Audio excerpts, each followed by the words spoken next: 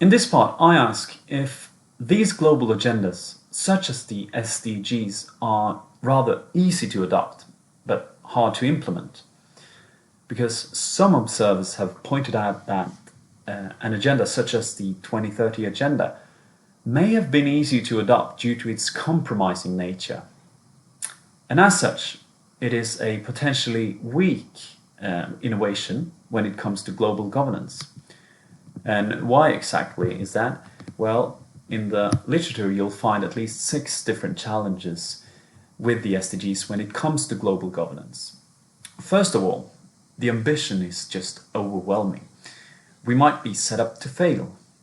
The integration of both economic, social, and environmental aspects requires somehow combining these perspectives and rationales into one.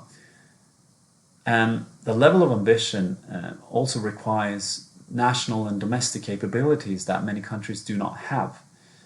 A country such as Sweden wasn't even considered a problem during the Millennium Development Goals, but the level of ambition and the universality of this new agenda has caught up with even the richest countries in the world, which now struggle to meet their requirements under the SDGs.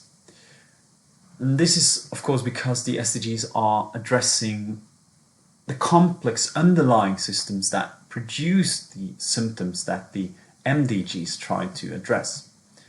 Second, the goals are non-binding.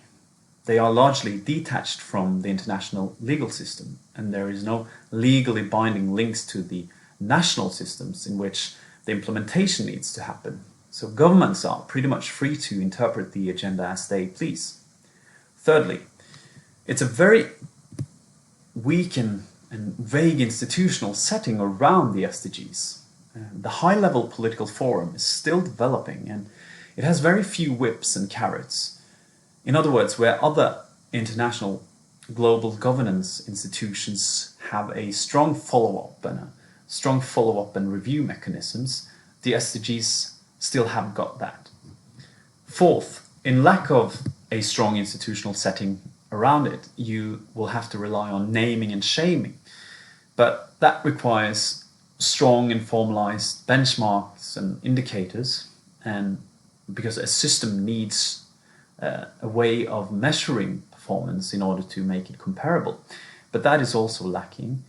And fifth, it is very difficult to facilitate collective action among the numerous of actors involved in the SDGs across all these multiple sectors, the so-called multi-stakeholder partnerships. They often have divergent and often conflicting interests. And finally, sixth, how can you mobilize a domestic pressure on national governments and other stakeholders to implement the SDGs when only one out of 10 Europeans have any knowledge about the SDGs, and only a fraction of that part have ever heard of forums like the high-level political forum and these review mechanisms and the follow-up processes.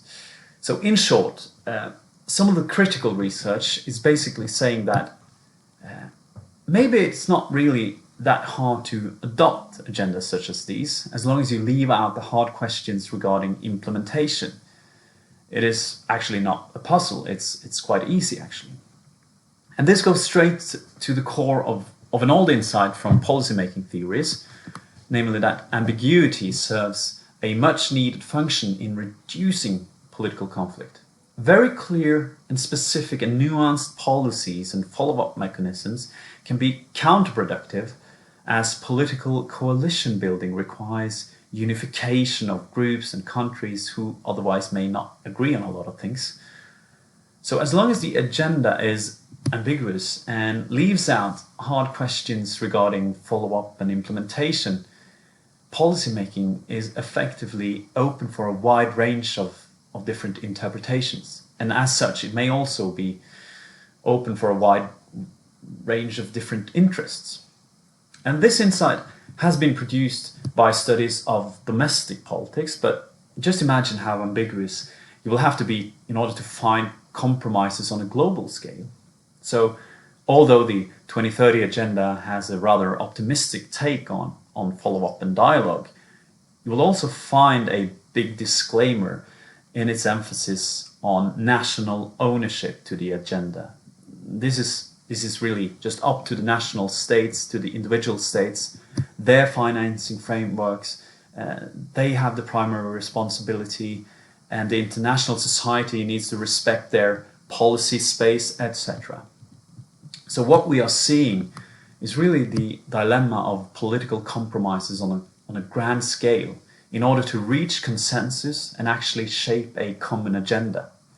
So all these reiterations on national ownership, sovereignty, voluntary reporting, etc., I think is the cost of getting the agenda through.